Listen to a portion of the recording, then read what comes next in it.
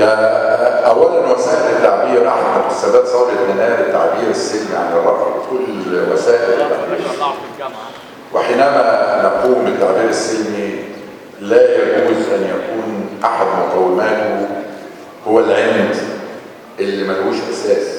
تعبير يحتاج لمنطق حتى يكون قوي، ويحتاج لعقل حتى يكون قوي. حينما نحتاج نحن كشباب على موقف لإدارة الجامعة أو لأساتذتنا، يجب أن يتسم هذا التعبير بقدر من الاحترام اللائق لأساتذتنا أو لإدارة الجامعة. يجب أن يتسم بقدر من الممارسة الحقيقية، يعني يبقى في موقف حقيقي. لأنه هو لو احنا تسببنا كشباب أو كأساتذة أو كشعب في أي مكان من ان احنا نطيح باي منصب من المناصب السياسيه او الاداريه، بس ما كناش على عدل وسلوكنا صحيح في هذا الموقف، هذا موقف يؤلم ضمائرنا ويتعبنا جدا. لكن لو ان الموقف احنا مؤسسينه على قواعد حقيقيه من العدل والاحترام والى اخره، فده شكل من اشكال التعبير السلمي. انا اقول لكم يا شباب على حاجه باعتبار يعني انا مش عاوز اغالي واقول لن تجدوا احد احرص عليكم ومحب لكم من العبد الفقير اللي هو انا طول عمري وانا عايش مع الشباب، وانا حتى لما من غير اراده ولا ترتيب هنا لما جيت اعمل الحزب وفتحت باب تقديم التوكيلات لقيت 70% من المؤسسين، 70% من الشباب اللي تحت 35 سنه، 70%، مع ان انا ما قلتش للشباب بس، يعني رغم ان قلت لو حد خيرني بين ان اعمل حزب سياسي واعمل منظمه للشباب، انا احب اعمل منظمه للشباب. لان رغم ان سني حاجه و60 سنه، لكن انا دايما عايش بحبا وبروح وبمحبه وباداء الشباب الذي اسف انه دي فتره الطهاره والنقاء الوطني يعني. فارجع واقول احنا بنعبر عن انفسنا اي كان وسيله التعبير، لكن ليس من المفيد ان احنا نتسبب في اهانه كرامه احد، سواء زميلنا الطالب او العامل، فضلا عن يكون الاهانه لكرامه استاذ من اساتذتنا او الاساءه اليه. دائما الوفاء، ودائما حسن العهد، العلاقه الانسانيه ان حسن العهد من الايمان، جزء متمم من الايمان المسلم والمسيحي واليهودي اذا كان مؤمن ان يكون حسن العهد، ان حسن العهد من الايمان.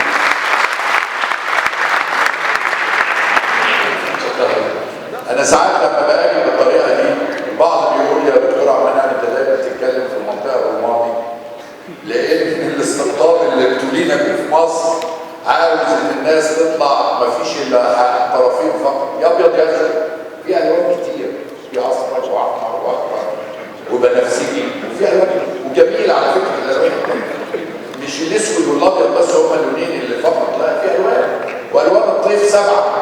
والدكتور احمد حمزه كان استاذ فيزياء اظن، كان الحاجات دي كلها يعني، وهو يعني سواء يعني محل تقدير لازم نذكره ان شاء الله بالخير، ونتمنى ان الرئيس الجامعه اللي يجي بعده يكون بيننا وبينه كشباب علاقه ود وحب وتقدير، وان احنا خدوا بالكم الطلاب لو ما خدتوش اداره الجامعه واداره الكليه واساتذه الجامعه يقوموا بواجباتهم تعرفوا.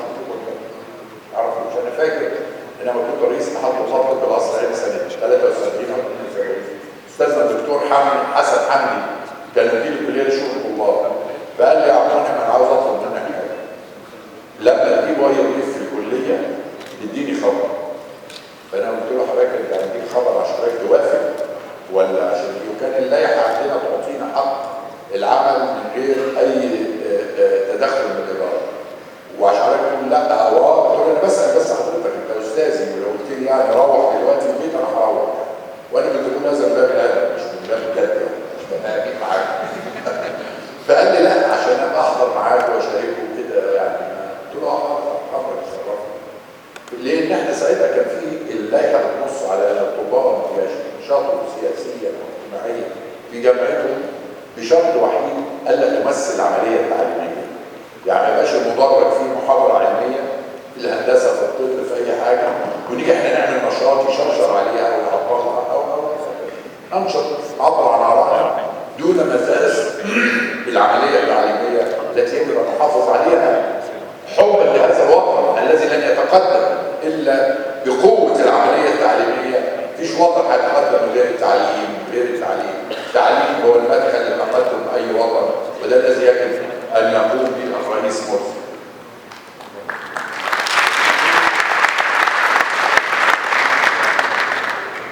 ما رأيك في أداء شباب الإخوان الآن في النشاط الطلابي؟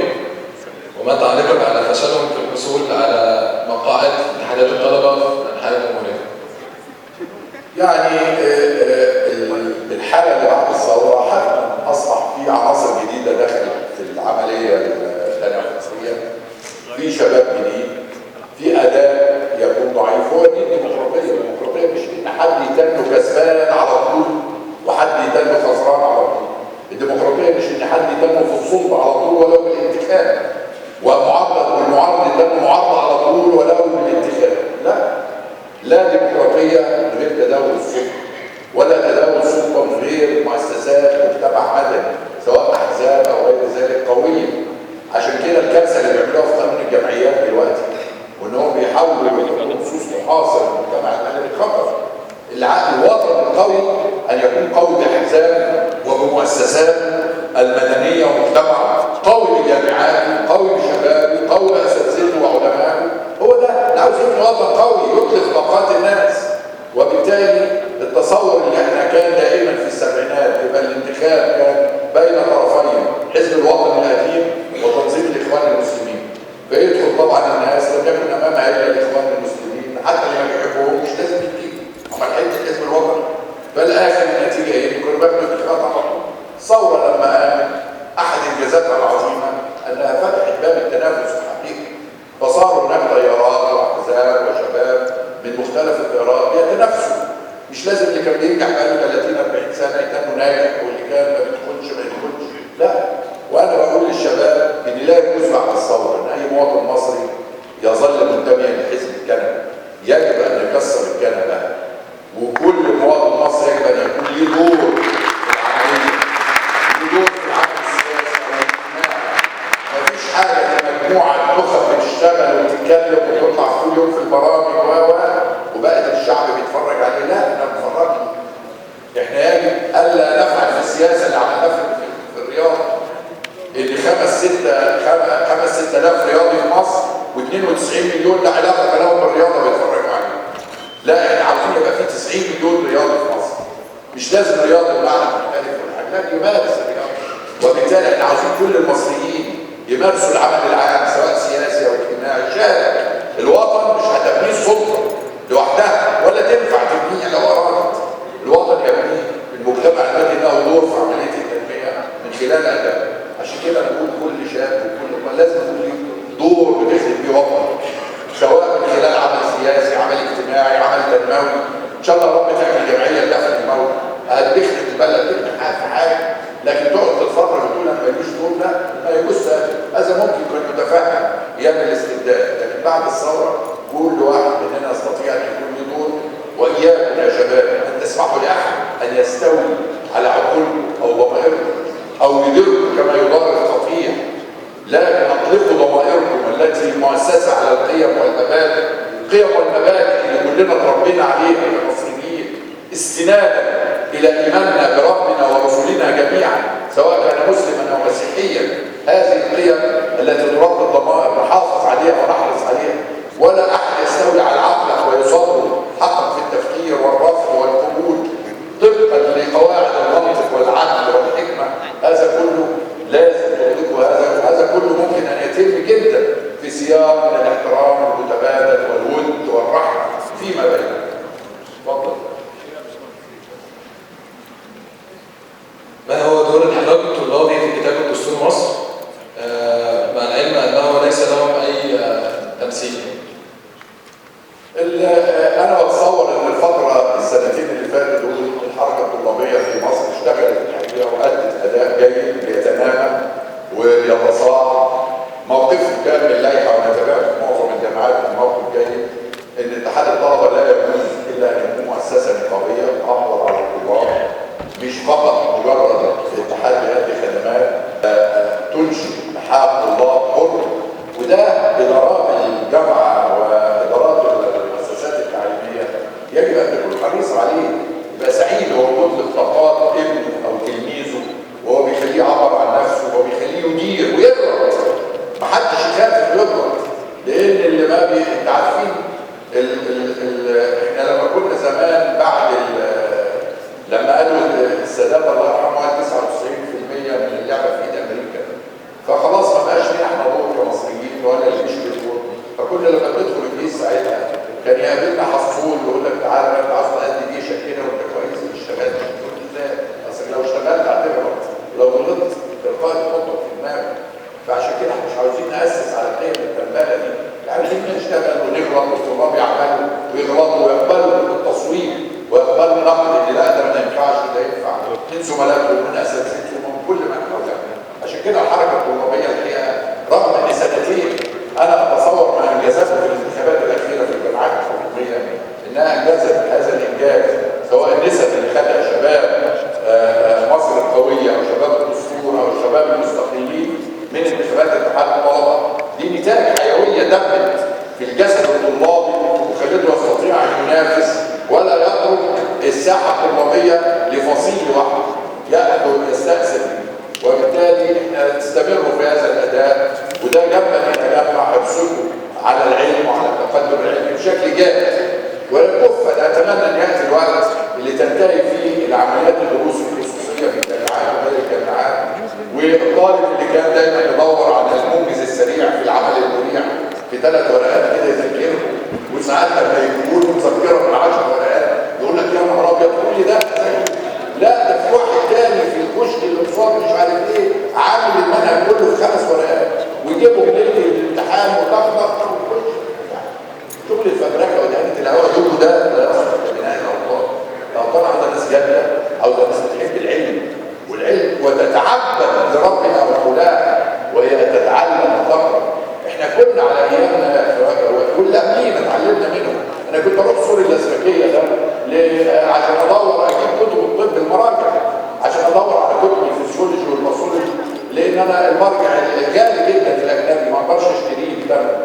بروح بقى اشوف الكتب القديمه واقعد ادعس في سور الازبكيه عشان اجيب المرجع بتاع الماده الفلانيه كان ساعتها ب 30 قرش ولا ب 50 قرش، ده كسر من جنيه عشان احب اقرا في المراجع. اما المذكرات دي حاجه طارئه لما تطورت العمليه التعليميه نستردها نعود اليها رويدا رويدا عشان يبقى في فعل في جد في عمليه التعليم.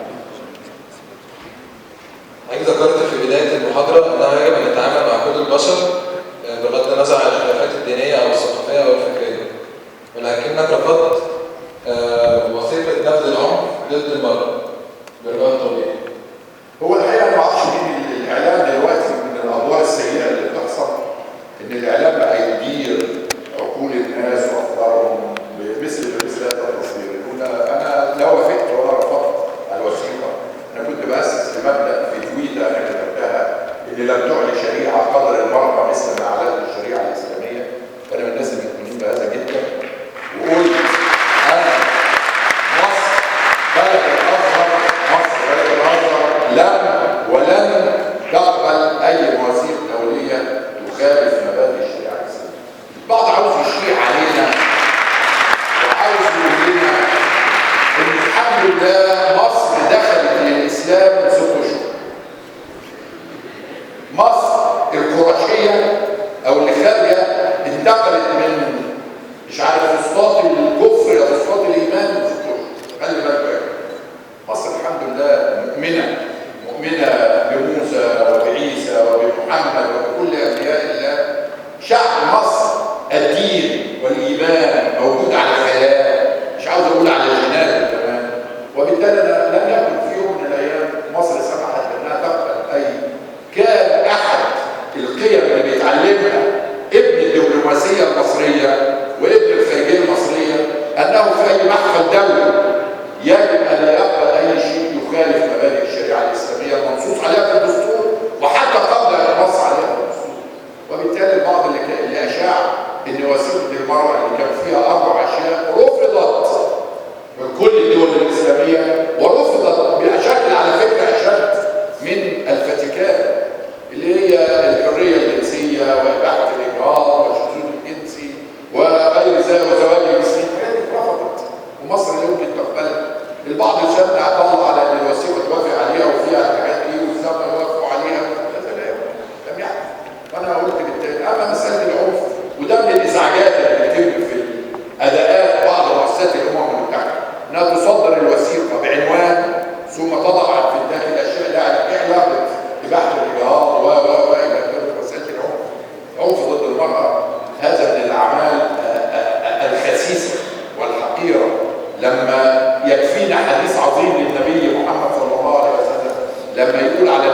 بالذات ويخصهم بهذا ما أكرمهن إلا كريم وما أهانهن إلا لئيم. مجرد إهانة المرأة يدل على لؤم الطبع وخسة السلوك عند الإنسان اللي بيعمل كده، وبالتالي لا يمكن بحال الأحوال نقبل نحن كمجتمع مصري إن يساء لبنتنا أو أختنا أو زميلتنا أو أمنا أيا كان. هذا كله لا يجوز، وهذا تكريم للمرأة مش من باب الضعف. البعض ساعات يتصور ان كل هذه الوصايا العظيمه التي وردت في حق المرأة في كتب السماويه ده اشفاقا عليها لكونها ضعيفه او كذا، لكن هذا من باب التكريم. عشان كده سيدنا محمد قال ما اكرمهن الا كريم وما اهانهن الا لئيم.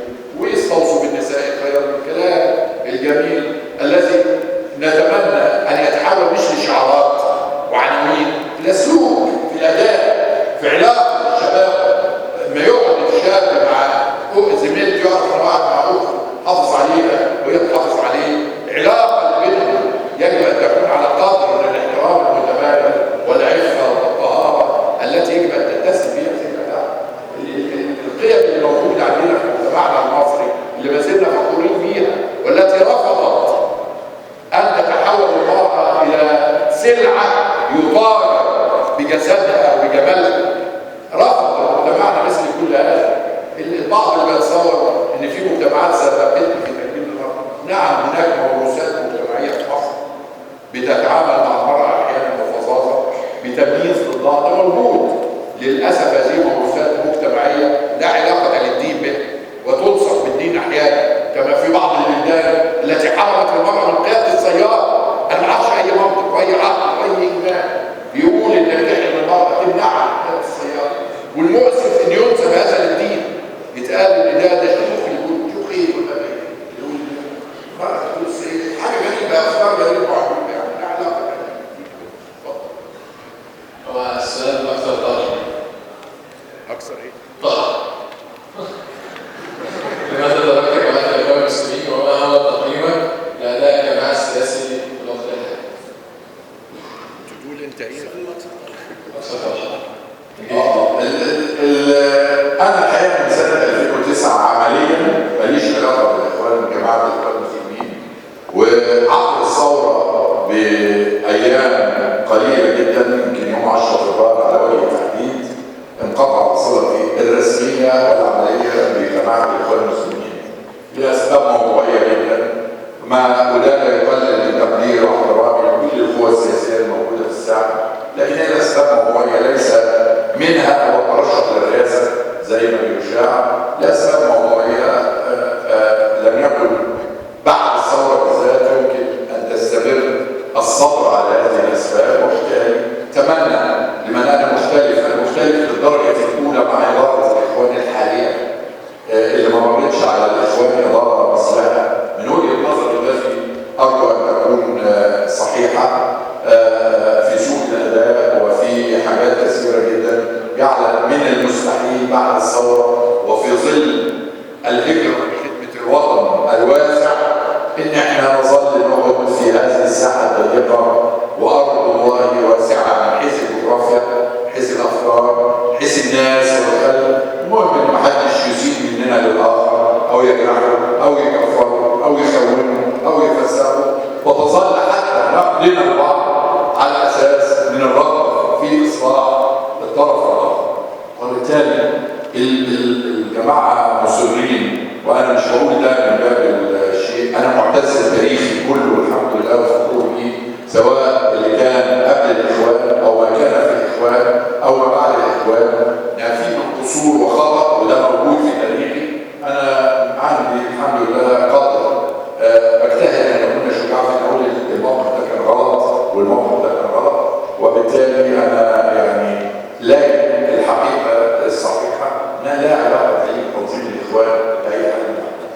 بعض أنا يعني امبارح كنت قاعد مع أحد رجال الدين المسيحي اللي بينه وبينه صداقة وهو أحد المسؤولين، فبقول له عمل له حاجة قالها صديق مسيحي تاني، ويقول لما بيكلموه في انتخابات البرلمان مع حزب مصر القوية، قال أصل احنا خايفين كأقباط أو مسؤولين إن يكون حزب مصر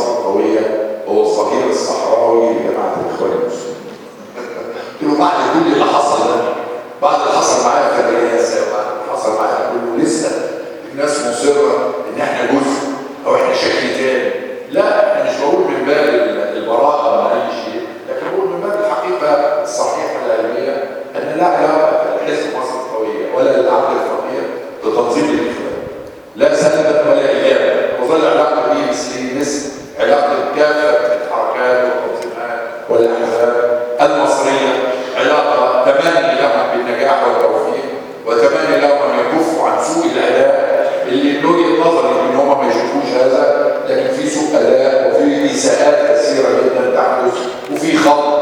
هو في سببين رئيسيين، في اسباب اخرى مرتبطه بهذه المساله، وهو خلط الحزب بالدعوه، وانا ضد هذا جدا، خلط العمل الحزبي بالعمل الدعوي. واداره الاخوان الحاليه مصره ان تدمج الاثنين في بعض شيء واحد. ده رايهم وفكرهم، وانا رافض هذا واعتبره خطر على العمل الحزبي، خطر على العمل الدعوي، وخطر على الوطن. وده اللي ينفع ده اللي ينفع.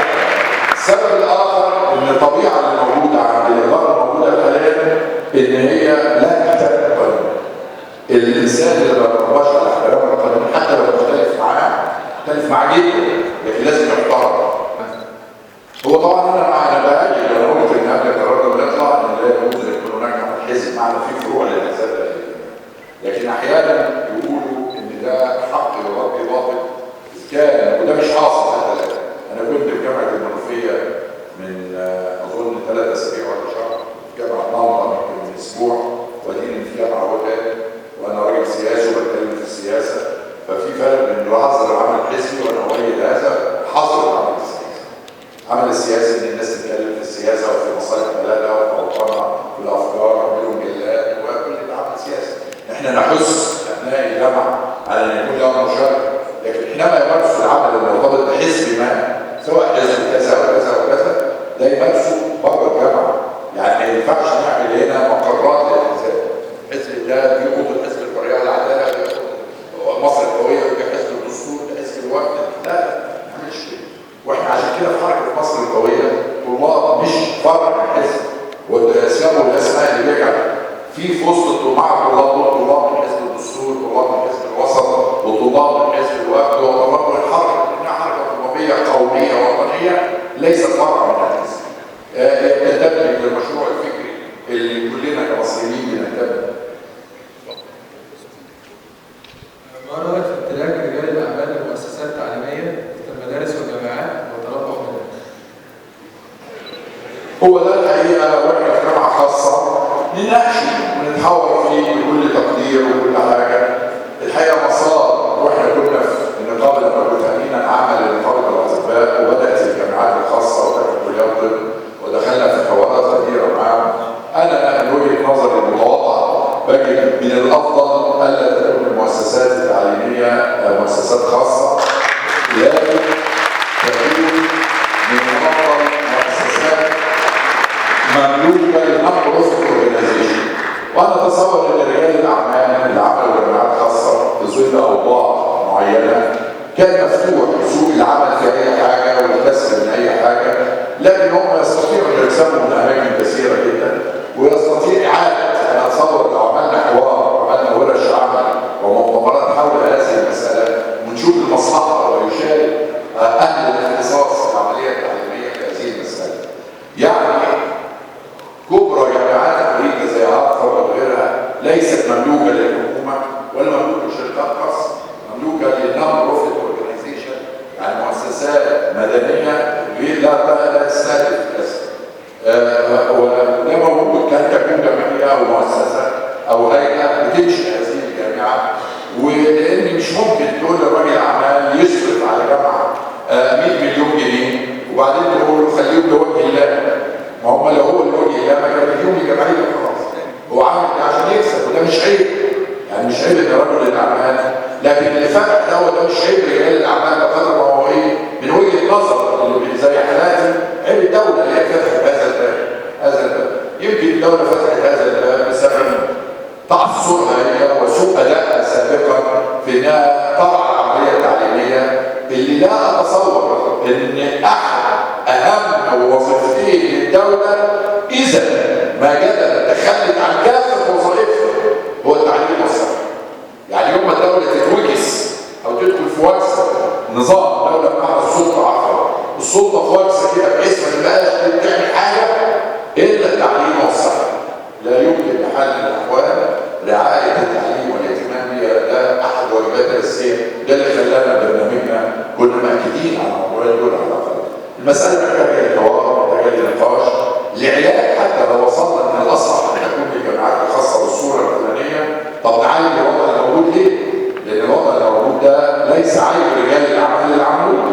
الدوله فتحت باب الاستثمار في التعليم، وبالتالي الناس من حقهم ان يستثمروا في التعليم، لكن هل هو الوضع الامثل ولا الصح؟ دي محتاجه حوار ودون اتهام احد في نواياه ودون تجريح للاخرين، بندور على المصلحه اللي تحقق تقدم للوضع. كلمه اخيره ريليتد في السؤال ده، جامعه ال 70 نفر يا اخوان على فكره منهم مؤسسات، انتوا ما عندكوش الصوره الكامله. الشير هولدرز بتوع الجامعه دي دول 70 انديفيدوال منهم مؤسسات. الجامعه دي لغايه الان بتخسر ريجولار. اتفضل ان شاء الله ربنا تكسب، ربنا تكسب. واهم مكسب هو الشباب اللي بيتعلم صح وبيتربى صح وبيتعلم صح، هي دي ثروه عظيمه. يعني بالتالي الناس اصحاب رؤوس الاموال الكبيره في الدول الغربيه ما بيتخيلوش ان يتبرعوا بمئات الملايين للعمليه التعليميه، لان بيعتبر دي ضريبه الارباح الحقيقيه اللي بيكسبها من ابناء وطن، ثروه وطن، يدفع هذه الضريبه للعمليه التعليميه. ده اعظم استثمار حقيقي للوطن هو الاستثمار في التعليم. انا لما بنتي دكتوره علا وجوزها كان راح يعمل دكتوراه والبعثات اتاخرت عليه يعمل دكتوراه في امريكا، وقال ما فيش حل دلوقتي ان احنا نطبق نص مليون جنيه نصرفهم في اول سنه للبعثه وكذا. هو احنا معناش فلوس، قلت لهم بيعوا الشقه. قالوا بعدين بيعوا الشقه وتقعد فين؟ قلت لهم انتوا استثمروا في العلم، ما تخافوش. بيعوا الشقه وروحوا اتعلموا، انت خد الدكتوراه واعمل الدكتوراه اتعلموا صح وكويس، وان شاء الله بعد ما تخلصوا ربنا هيفتح عليكم وهتلاقوا لكم شقه بالايجار باي حاجه، وهيفتح عليكم في المستقبل. لان انا بقول لك ان اعظم استثمار هو في العلم، هو ده الاستثمار. كيف نستطيع الارتقاء بمستوى الوعي وثقافه الطالب الجامعي؟ هو وسائل فتح ابواب الثقافه وفي الجامعات احد وسائل الارتقاء بثقافه الطالب الجامعي. صوره عمل ندوات، عمل مؤتمرات، عمل دورات تدريبيه، التعامل والاقتراب من اساتذتنا. لازم كل واحد مننا يبص للضربه منه ان في قدر من الخبره والثقافه والمعرفه اللي يجب ان يسعى للاستفاده منها. محدش مننا يتعالى عن التعلم ولا يتعالى عن يستفيد من الاخر، حتى لو كان الاخر ده اصغر منه في السن، يفضل ان يكون اكبر منه في السن. ففي اليات ووسائل كثيره جدا لتزامن الاتاحه اللي موجوده دلوقتي بسبب التقنيه الحديثه، جعلت ان الشاب لا عذر له بالانفجار. ده احنا كنا نروح المكتبه عشان نطلع موضوع عاوزين نعرفه ونتثقف فيه، نقعد 3 ايام وما نحصل على صفحه. انت بكليكايه واحده بيجيلك 5000 صفحه. فانت ما فيش فيك عذر في التعلم والتثقف، لكن عليك ان تستفيد بمن هو قبلك عشان ما تجيبش الطريق الناوي. ده ميزه الاستفاده من السابقين. يعني خلي اخر سؤال صعب معكم. اخر سؤال.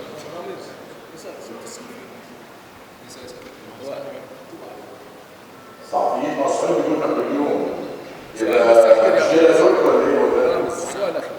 السؤال الصحفي. سؤال اخير بس. الاخير بقى ان كانوا 5 صحفيين عليا ليهم في اي وقت بيجوا يزورونا في الحزب وفي المكتب بتاعي وانا ما بتاخرش عليهم. ما رايك في الاحداث الجاريه في المنطقه؟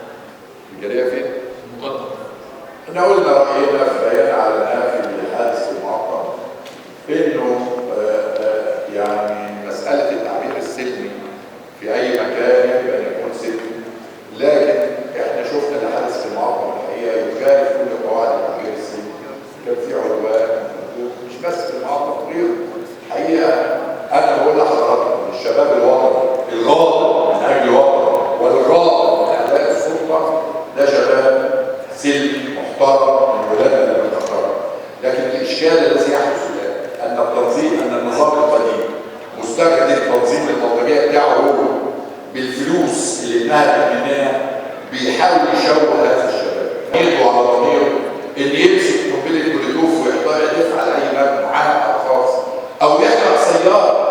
التي هي ثروات الوطن، بغض النظر من صاحبها، قد يكون صاحبها شخص مؤسسه. ازاي تستحل تحرق هذه السيارات؟ ازاي تستحل انك تفتح راس نهائي تضربه بمطوه؟ كل ده شغل بلطجه لا علاقه له لا بالتعبير عن الراي ولا بالسلميه ولا بالوطنيه، ودول شغالين بالنظام القديم لتحقيق عده اهداف، تشويه الثوره وشبابها، ووصفه دايما بان دول اهل الثوره واهل شباب الثوره، وهو ابعد ما يكون عن هذا. عشان كده يجب ان يتميزوا. امر الثاني ودي مسؤوليه جهاز الشرطه، جهاز الشرطه اللي هو بيتفرج على ناس بيضربوا او بيجرحوا او يعتدوا على المنشآت، هذا شيء يدان فيه السلطه الحاكمه ودولة بيانها، ويدان في جهاز الشرطه. المفروض المواطن اللي يطلع يعبر عن نفسه بشكل محترم وسلمي، احد ادوار ووظيفه جهاز الشرطه ان يحافظ عليه ويمنع الاخرين انه، لان انا مش هعمل عمل بوليسي اقول للمدسس انت جاي يقول لك ليه، لكن ايضا الوظائف المعبرين واجبات عن انفسهم بشكل سلمي اذا وجد ان هناك تشويه لادائهم ان يغيروا مكان الفاعليه او يأجلوها او الى اخره. احنا مش عارفين في محاولات استدراج المجتمع على اقتتال الاهلي، يعني ده دور الشرطه انها تقبض عليه طول ما تجيب كرامته وتقدمه للمحاكمه، لان انا بطلب خطوط ان يستدرج المجتمع لاقتتال اهلي ويشوه ويسيء للثوره. ده لا علاقه له بالاعتراض على اداء الاخوان او اداء رئيس الدوله او اداء الحكومه اللي انا بعتبره اداء ضعيف وفاشل. ده كله يجب ان يتم بشكل محترم وسلمي، لان اعظم اركان الثوره هي سلميتها واخلاقيتها في الاداء. فمش عاوزين نفرط في هذه الاسس اللي قبل. احنا نشكر الدكتور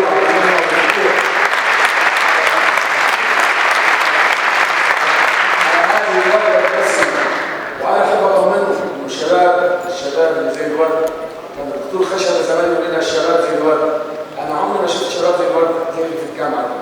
عايز اطمنكم انه طلاب الجامعه الوطنيه كان منهم من اشترك في موقعة الجبل، طلاب الجامعه الوطنيه من منهم اشترك في موقعة قصر النيل.